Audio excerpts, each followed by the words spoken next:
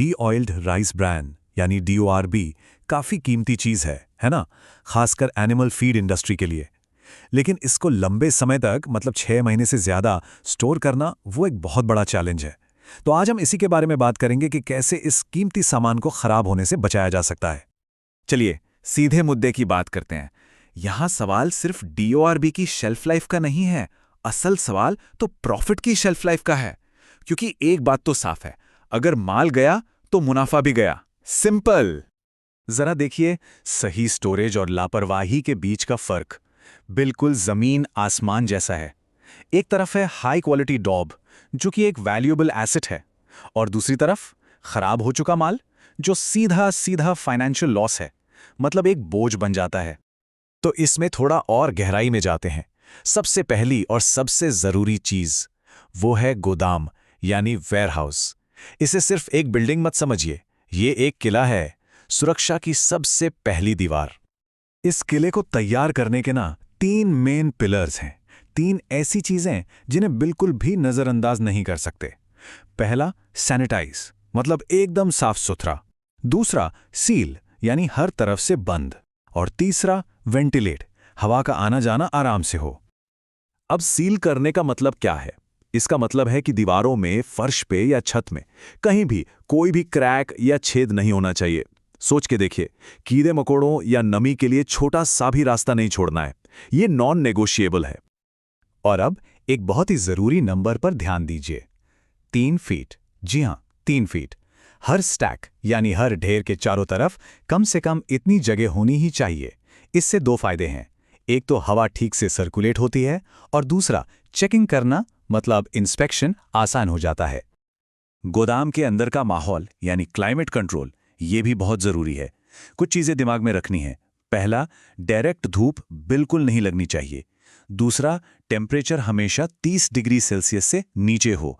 और तीसरा, वेंटिलेशन इतना अच्छा हो कि गर्मी और नमी जमा ही ना हो पाए। ओके, तो किला तो तैयार हो गया। अब सवाल यह है कि इसके अंदर जो खजाना है यानी DORB, उसको रखें कैसे? यहां पर आती है स्टैकिंग की साइंस। सही तरीके से ढेर लगाना, यही लंबे स्टोरेज की नींव है। स्टैकिंग शुरू करने से पहले 2 क्वालिटी चेक्स हैं जो करने ही करने हैं, कोई बहाना नहीं। पहला, माल में नमी यानी मॉइस्चर 10% से कम होनी चाहिए, और दूसरा, उसका टेम्परेचर 35 डिग्री सेल्सियस से कम हो। अगर ये 2 चीजें ठीक नहीं हैं तो समझ लीजिए कि आगे की सारी मेहनत पानी में जा सकती है। अब एक और नंबर याद रखिए, 16। बस एक स्टैक की हाइट 16 बोरियों से ज्यादा नहीं होनी चाहिए। क्यों? क्योंकि उससे ऊंचा ढेर स्टेबल नहीं रहता और उसकी गिरने का खतरा बढ़ जाता है। और हां, बात सिर्फ हाइट की नहीं है, जरूरी है कि सारे स्टैक्स एक ही साइज के हों और एकदम सीधी लाइन में लगे हों। अगर स्टैकिंग आड़ी टेढ़ी हुई तो ये सिर्फ माल के लिए नहीं बल्कि वहां काम करने वाले लोगों के लिए भी एक बहुत बड़ा सेफ्टी रिस्क है। तो माल स्टैक हो गया, लेकिन काम यहां खत्म नहीं हुआ। असल काम तो अब शुरू होता है। एक लंबी लगातार निगहबानी, इसको एक एक्टिव डिफेंस मिशन समझ लीजिए, जो अगले कई महीनों तक चलेगा। ये टाइमलाइन पूरे शेड्यूल को बहुत अच्छे से समझाती है। देखिए, पहले दिन इनिशियल स्टैकिंग हो गई। उसके बाद हर 40 दिन में प्रोफेशनल फ्यूमिगेशन जरूरी है। फिर हर 2 महीने में मटेरियल को रोटेट करना है FIFO सिस्टम से।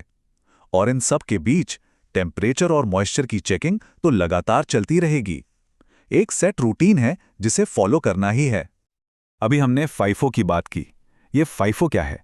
इसका पूरा मतलब है फर्स्ट इन फर्स्ट आउट, यानी जो माल पहले आया वो पहले इस्तेमाल होगा। बहुत सिंपल सा रूल है, लेकिन इससे ये पक्का हो जाता है कि कोई भी बोरी बहुत ज्यादा टाइम तक एक ही जगह पर पड़ी ना रहे। और ये एक रेड अलर्ट है, बिल्कुल इमरजेंसी वाली बात। अगर चेकिंग के दौरान पता चलता है कि किसी भी स्टैक का टेम्परेचर 45 डिग्री सेल्सियस से ऊपर चला गया है, तो बिना देर किए उस स्टैक को तोड़ना है, माल को ठंडा करना है और फिर से लगाना है। इसमें थोड़ी सी भी देरी मतलब बड़ा नुकसान। हमने अंदर तो सब ठीक कर लिया, लेकिन किले को बाहर के खतरों से भी तो बचाना है। मतलब रेगुलर चेकिंग करनी है कि छत या दीवारों से कहीं पानी तो नहीं टपक रहा।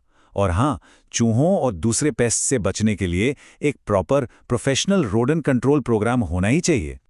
तो अब हम आखिरी पड़ाव पर हैं, ये सारी जो प्रोसेस हमने डिस्कस की, ये सिर्फ एक झंझट या खर्चा नहीं है, ये एक स्मार्ट बिजनेस इन्वेस्टमेंट है।